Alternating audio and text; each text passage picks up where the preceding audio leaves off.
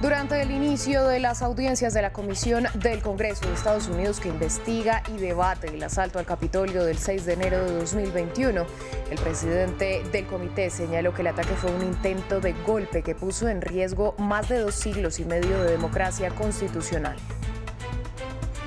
En su primer discurso ante la plenaria de jefes de Estado y Gobierno en la Cumbre de las Américas, el presidente Joe Biden resaltó la importancia de defender la democracia en el continente. Por su parte, el mandatario argentino Alberto Fernández criticó los vetos de Washington a Cuba, Nicaragua y Venezuela. Miles de argentinos protestaron en las calles de Buenos Aires en contra de las medidas económicas del presidente Alberto Fernández. Los ciudadanos piden al Ejecutivo que garantice el acceso al trabajo formal y condenan el préstamo con el Fondo Monetario Internacional, cuyo primer desembolso se autorizó el miércoles. En France 24 estamos de vuelta con las noticias que marcan la jornada. Soy Valentina Torres Sánchez y es un gusto acompañarlos. Iniciamos en Estados Unidos porque durante el comienzo de las audiencias de la Comisión del Congreso que investiga el asalto al Capitolio Nacional en Estados Unidos, el presidente del comité, Benny Thompson, indicó que, según las pesquisas, el grupo ultraderechista Proud Boys estuvo detrás del ataque, pues horas antes de los hechos, entre 250 y 300 de sus integrantes acudieron a examinar el Congreso. El funcionario señaló que el asalto fue un intento de golpe que puso en riesgo 250 años de democracia constitucional. Donald Trump estaba en el centro de esta conspiración y en última instancia, Donald Trump, el presidente de Estados Unidos, incitó a una multitud de enemigos internos de la Constitución a marchar hacia el Capitolio y subvertir la democracia estadounidense. En la ciudad de Los Ángeles, en Estados Unidos, continúa la 9ª Cumbre de las Américas. En su discurso inaugural ante la plenaria de jefes de Estado y de Gobierno, el presidente Joe Biden abogó por un continente donde se defienda la democracia y se proteja el medio ambiente. Por su parte, el jefe de Estado argentino, Alberto Fernández, condenó los vetos de Washington a Cuba, Nicaragua y Venezuela, que no fueron invitados al encuentro. Definitivamente hubiésemos querido otra cumbre de las Américas. El silencio de los ausentes nos interpela. Para que esto no vuelva a suceder, quisiera dejar sentado para el futuro que el hecho de ser país anfitrión de la cumbre no otorga la capacidad de imponer el derecho de admisión sobre los países miembros del continente. El diálogo en la diversidad es el mejor instrumento para promover la democracia y la lucha contra la desigualdad. La multitudinaria caravana migrante que partió desde Tapachula, en el sur de México, continúa su avance hacia el norte del país, aunque ahora lo hace un poco fragmentada. Muchos de los migrantes pasaron la noche en la localidad de Huixtla, donde algunos de ellos lograron obtener sus documentos legales para el tránsito por territorio mexicano. Nuestros enviados especiales a Chiapas prepararon el siguiente informe. A Huixtla, en el sur de México, donde nos encontramos ahora, llegó la caravana de miles de migrantes, en su mayoría de venezolanos, para resolver, por medio de la presión simbólica de la marcha, su estatus migratorio. Los migrantes no piden otra cosa que este documento que tanto les han negado, la forma múltiple de migración con la cual puedan atravesar México rumbo hacia Estados Unidos. Para nosotros sentimos que México es más difícil que pasar por el tapón del Darién. O sea, porque te digo algo, ya cuando llegas a México, llegas sin dinero, los alquileres caros, no te hacen el proceso, acumulan la gente, migración te quiere sacar de los hoteles, de las casas, no te puede ver una persecución al inmigrante. Los migrantes viajan solos, en familia, en estado de embarazo o con bebés. Los que no son centroamericanos tuvieron que atravesar la penosa selva del Darién y muchos trajeron enfermedades consigo. Por lo regular, en los niños se ve muy afectado por igual los casos de insolación que ellos llevan o presentan, ¿no? Más que nada. Luego de dormir a la intemperie y en el piso, como podemos ver en esta carpa, los miles de migrantes de la caravana que recorre el sur de México llegan a estas oficinas de aduana en Huixtla, en donde entregan sus pasaportes aspirando a obtener un permiso de 30 días para moverse por el país. Deben armarse de paciencia porque el proceso es lento y solo cada hora entregan 20 pasaportes firmados.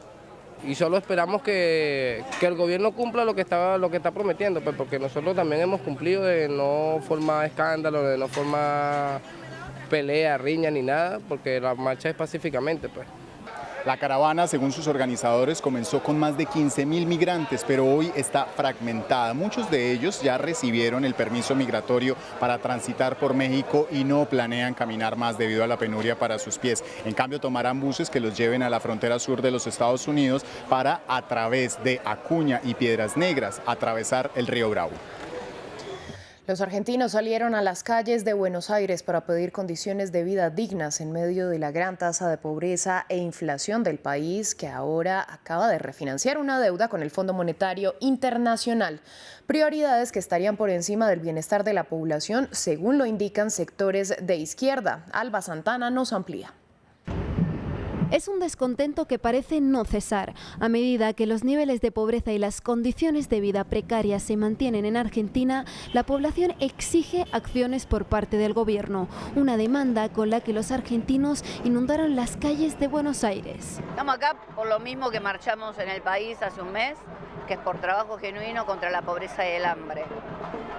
No hemos tenido ninguna respuesta después de la marcha federal, tuvimos diferentes reuniones con el gobierno, la verdad que fueron todas insatisfactorias.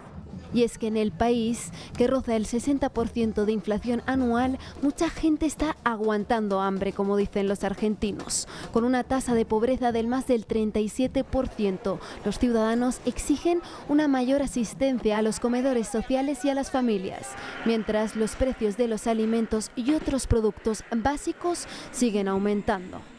Este es un país productor de alimentos. Nosotros producimos, se calcula, alimentos para 400 millones de personas. Aquí somos 47 millones y no puede ser de que haya familias que hoy no puedan poner un plato de comida digno en su mesa.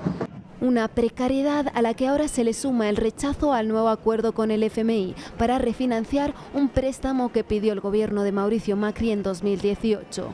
Porque la situación social en la Argentina se agrava a partir del ajuste y el acuerdo con el Fondo Monetario Internacional que el gobierno ha firmado, estableciendo prioridades que no son las del pueblo argentino. Según Cáritas y la Universidad Católica Nacional, 1 de cada 10 argentinos pasa hambre cotidianamente, una situación insostenible para muchos. En otras noticias, los rebeldes separatistas en el este de Ucrania condenaron a muerte a 3 combatientes extranjeros que luchaban para el ejército ucraniano. Se trata de 2 ciudadanos británicos y 1 marroquí.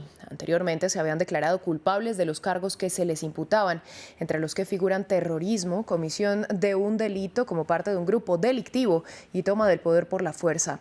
Los hombres tienen un mes para apelar la sentencia, que de ser aceptada, la pena podría variar desde cadena perpetua o 20 años de prisión. Un tribunal del este de Ucrania controlado por Rusia ha condenado a muerte a 2 británicos y a un ciudadano marroquí tras un proceso de 3 días de duración. Fueron capturados mientras luchaban para el ejército ucraniano en Mariupol. Esperaba que la sentencia fuera mucho más justa y teniendo en cuenta que ayudé a la investigación y también porque me entregué a la República Popular de Donetsk. Los 2 británicos se entregaron a las fuerzas prorrusas en la ciudad portuaria de Mariupol en abril, mientras que el ciudadano marroquí se rindió en la ciudad oriental de Volnovakha en marzo. Cada uno de ellos se declaró culpable en diferentes tribunales de la República Popular de Donetsk. Los separatistas les acusan de ser mercenarios a pesar de que afirman haber luchado junto a los militares ucranianos. Moscú ha argumentado que los considerados mercenarios extranjeros que luchan por Ucrania no son combatientes regulares y por lo tanto no tienen derecho a las protecciones concedidas a los prisioneros de guerra. Una afirmación muy discutida por los funcionarios ucranianos y británicos.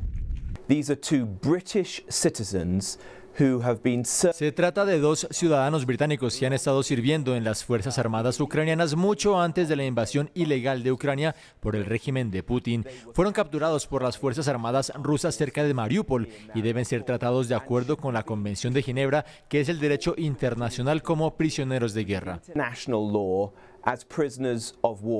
Un funcionario prorruso de Donetsk dijo que se les impuso la pena de muerte como una forma excepcional de justicia. Son los primeros combatientes extranjeros condenados por los separatistas ucranianos apoyados por Rusia y tienen un mes para apelar la sentencia.